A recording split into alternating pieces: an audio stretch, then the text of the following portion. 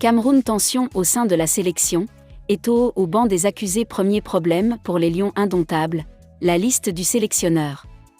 Celle-ci a déjà fait polémique du fait de l'absence de Michael Avant de commencer, Ngadé. n'oubliez pas de vous abonner et d'activer la cloche de notification car cela va vous permettre de ne plus manquer à nos prochaines vidéos. C'est parti.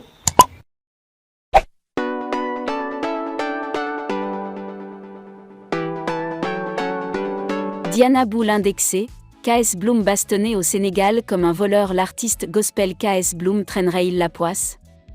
Dans une vidéo diffusée jeudi 17 novembre 2022, il raconte sa mésaventure au Sénégal quelques jours plus tôt. Selon le chanteur ivoirien, tout est parti d'une dénonciation des comportements inappropriés d'un agent de police qui l'aurait physiquement à l'aéroport de Dakar. Au lieu d'être pris en charge, il fut considéré comme un délinquant et livré à une violence inexpliquée. Il me demande mon téléphone, il me dit de mettre le code je mets, et puis il tombe sur une vidéo, il me dit vous avez osé filmer un agent de police en plein exercice, je lève ma tête, il me tape, je ne lève pas, il ne fait rien. Mais y a pas eu de coup de poing, non, se rappelle KS Bloom. Cette bastonne n'était pas la première. Le même jour, il avait déjà reçu une série de gifles de la part d'un autre agent de la police dans un autre bureau avant d'être livré à l'autre qui n'a pas été du tendre avec lui. Selon son récit, après avoir essuyé ses nombreux gifles, ses bourreaux l'accusent de semer le trouble au sein de l'aéroport et ont décidé de le déférer en cellule. Il fut secouru par un artiste sénégalais qui a plaidé en sa faveur. Mais pour sortir de l'aéroport, les policiers sénégalais violents ont fait signer à KS Bloom un document dans lequel il indique s'être mal comporté envers eux et demande pardon. Il me dit pour qu'on vous laisse, vous devez signer la décharge de reconnaissance. J'ai dit mon frère, il est 3 heures, dans froid là j'ai signé. Peu importe ce qu'on m'a dit, j'ai signé. Mais la partie où c'est GAT, où il a fini, il dit, est-ce que tu reconnais sincèrement ton tort? J'ai dit MR, mais je reconnais mon tort d'une part. Il m'a dit de présenter mes excuses au MR, j'ai dit je m'excuse MR, je suis désolé, raconte-t-il. Après cette mésaventure, l'artiste s'est confié à son ambassade mais s'est abstenu de porter plainte contre les policiers agresseurs. À Abidjan, l'histoire de KS Bloom divise les internautes. Certains dénoncent l'attitude peu hospitalière des policiers sénégalais, d'autres indexent l'influenceuse Diana Boule qui serait la cause des malheurs de l'artiste. Rappelez-vous, il y a quelques jours la Camerounaise avait fait des crises de dépression en Mondovision après une rupture amoureuse.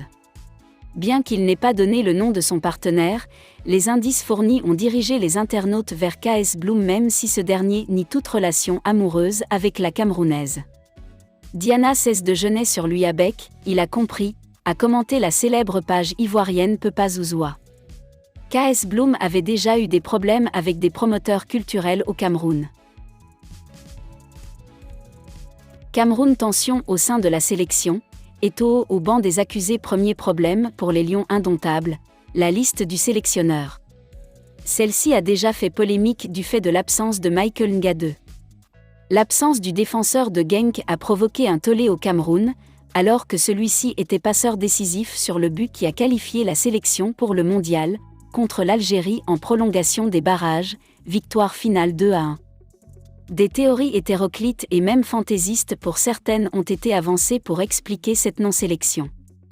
Mohamedou Idrissou, ancien joueur professionnel camerounais, a ainsi évoqué une histoire d'intérêt personnel du président de la Fédération camerounaise de football. Vous avez remplacé Ngadé avec Nkoulou, c'est parce que la femme de Nkoulou est la cousine de Samuel Eto'o. Une ambiance tendue au sein de la tanière. Pedro David Jiménez, l'agent de Ngadé, vise lui aussi Samuel Eto'o. Dans des propos relayés par Walfou, le sélectionneur national Rigobert Song et son staff sont des marionnettes d'Eto'o. On ne peut pas le dire autrement car Eto'o fait la sélection. Cette théorie est d'ailleurs fréquemment reprise par les supporters camerounais, faisant écho aussi à la difficulté de Rigobert Song, le sélectionneur, à lire les noms des 26 joueurs sur sa liste devant la presse. Reste que sans Michael Ngadé, pilier défensif de la sélection, le Cameroun prépare sa Coupe du Monde et s'est offert de nouveaux doutes vendredi en étant tenu en échec en amical face au modeste Panama, 1-1. Comme toujours, le fervent peuple camerounais s'enthousiasme pour ses Lions, mais la tanière, surnom du camp de base des Lions à chaque compétition, ne respirent pas la confiance et la sérénité. Le président de la Fédération camerounaise de football, FECAFOOT, a encore une fois volé la vedette aux joueurs au Qatar. Dans un moment d'euphorie, des influenceurs camerounais ont filmé et diffusé des moments qu'ils ont aussitôt regrettés. Dans leur activité dans le cadre de la visibilité du Cameroun et des Lions indomptables au Qatar, des influenceurs camerounais ont rencontré des supporters du Portugal. Ces derniers ont dit qu'ils connaissent Samuel Eto'o et ont rappelé son parcours de l'un des meilleurs joueurs du monde. Les supporters de l'équipe du Portugal ont également souhaité voir Samuel Eto'o comme président de la République. Ces propos ont fait très peur aux influenceurs camerounais qui ont en même temps décliné leurs responsabilités par rapport aux propos de ces supporters, sous prétexte que cela n'est pas possible au Cameroun et qu'ils aimeraient voir leurs enfants grandir. Entraînement Lyon One 13 quand on va dans une compétition, il y a aussi les rites de purification quand on va dans une compétition, il y a aussi les rites de purification. On ne va pas avec les têtes dans le placard, il faut libérer Parfait Siki avant le premier match, a écrit André Luther Meka pour inciter Samuel Eto'o et la Fédération camerounaise de football à poser un geste fort. Si l'on se fie au développement du communicant du RDPC, l'instance fêtière du football camerounais a tout intérêt à faire libérer le journaliste. L'Afrique est un continent de mystère et les prémonitions ne sont pas à prendre à la légère. Il y a quelques semaines, une histoire de maraboutage a éclaté dans les vestiaires des Lions indomptables. Dans un article, RFI faisait des révélations chocs sur des lions indomptables qui se seraient rendus chez un marabout au nord du pays.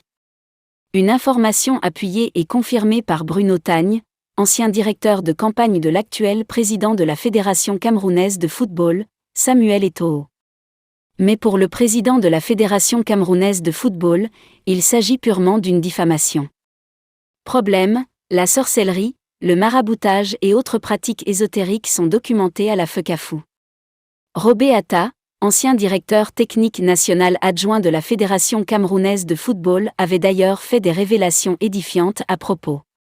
En prenant en août 2010 ses fonctions de directeur technique national adjoint à la FECAFOOT, Robert Atta a constaté les dirigeants ne comptent pas sur le travail d'un entraîneur et de leurs joueurs, ils comptent sur les gris-gris. Quand j'arrive dans une équipe et que peut-être on arrive au barrage, au lieu de s'occuper des joueurs, on dit qu'on va chercher un marabout qui va préparer l'équipe.